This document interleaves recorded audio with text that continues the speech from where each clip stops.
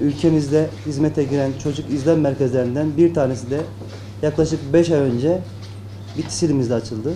Bitlis ilinde hizmet vermeye başladı.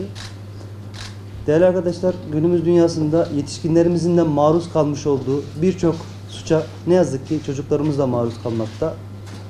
Buradaki işlenen suçlardan biz yalnızca cinsel istismar suçuyla alakalı devletimizin hizmete sunmuş olduğu çocuk izlem merkezleriyle alakalı toplantı yapıyoruz bugün.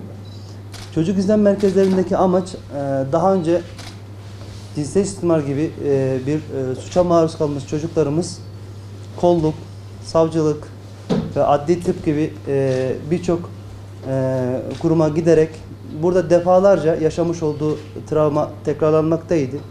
Fakat hayata geçirilmiş olan bu hizmetle birlikte, çocuk izlem merkezleriyle birlikte bu tek bir merkezde ifade edilir. Yani ifade alma ve muayene işlemleri çocuğun ilk girdiği yerde bitecek ve herhangi bir kolluk, savcılık, hakim ya da adli tıp görmeden, travmalar tekrarlanmadan çocuk ifadesini vermiş ve kendini ifade etmiş olacak. Çocuklara ve ailelerine eğer koruma altına alınması gerekiyorsa çocuklarımız burada geçici olarak barınma, beslenme, giyim, sağlık ve güvenlik ihtiyaçlarının sağlanması söz konusu. Biz inşallah bu çocuk izlem merkezimizle bu tip suçlarda suçluların yakalanma oranının, suçluların tespit edilme oranının yükseltilmesini amaç ediniz. Çünkü çocuklar ne yazık ki ifade veremediği çeşitli sebeplerle veremediği için suçlular cezasını alamamakta, görmemekte.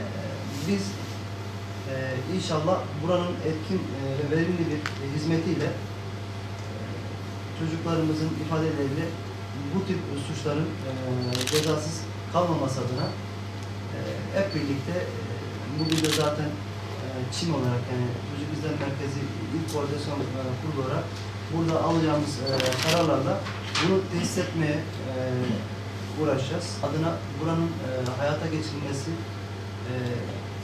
acil yardım, ilk yardım gibi çok önemli bir şey. Çünkü nasıl bir kaza yapmış, trafik kazasında birinin arabadan çıkartılması çok dikkat gerektiren hassas bir durumsa omurgası denebilir, boynuzu denebilir. Burada da çocuklarımıza ilk yaklaşımımız, ilk müdahalemiz bunun kadar önemli.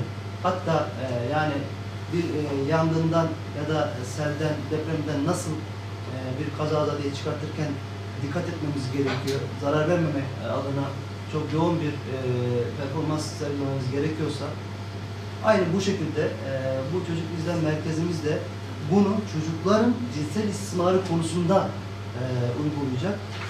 Bu sebeple buranın önemi çok büyük bir yer teşkil etmekte.